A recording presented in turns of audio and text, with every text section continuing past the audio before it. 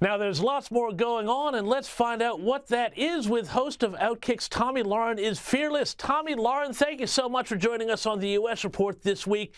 Big stuff out of Washington, where I saw all of this crazy footage of hundreds of anti-Israel protesters swarming the Capitol building, demanding a ceasefire in the Israel-Hamas war. Have a look at this.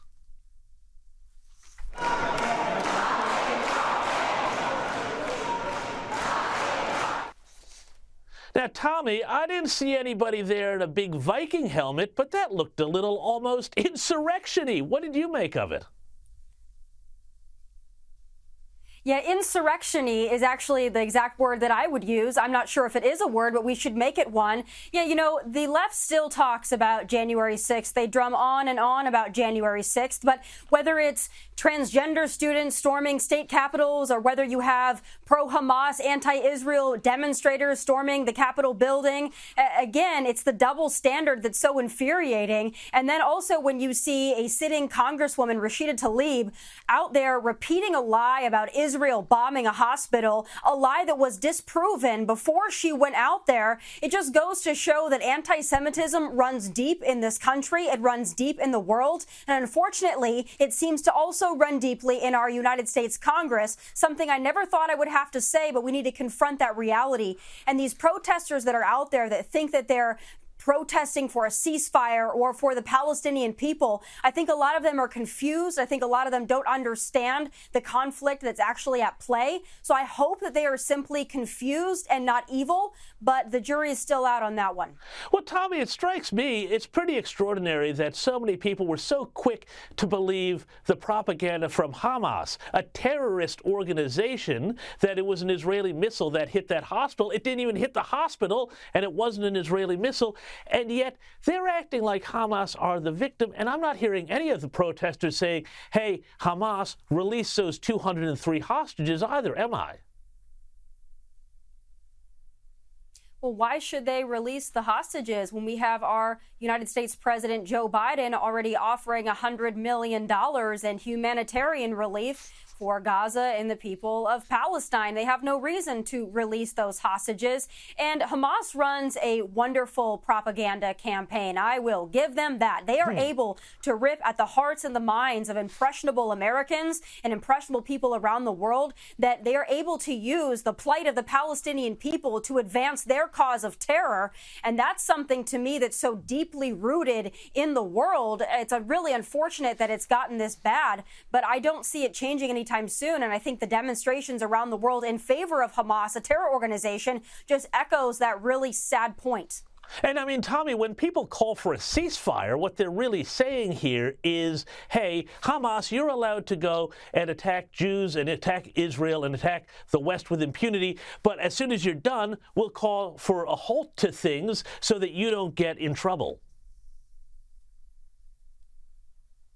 You can't call a ceasefire with a terrorist organization. Thank you. You know, I am not a foreign policy expert, nor am I an international diplomat, but you cannot call a ceasefire with a terror organization because they do not operate within that international norm. They are not a civilized state. They are not a civilized nation. They are not an ally. They are an enemy that is a terrorist enemy. So you can't have a ceasefire, and anybody that's pushing for a ceasefire is exactly what you said. They're actually pushing for Israel's inability to defend and protect itself.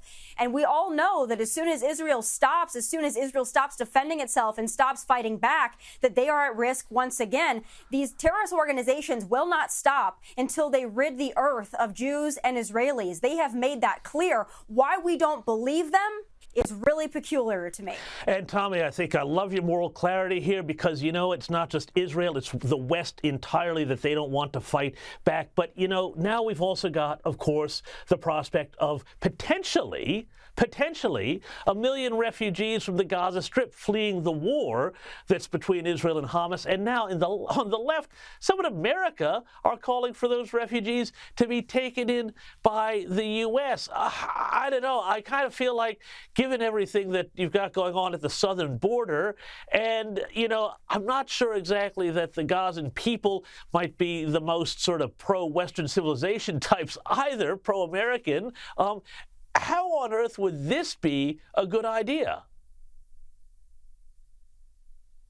Under no circumstance can we admit even a single refugee from Gaza. We cannot vet these people. We cannot accurately document these people. There is no reason to expose our nation to potential terrorism and national security threats.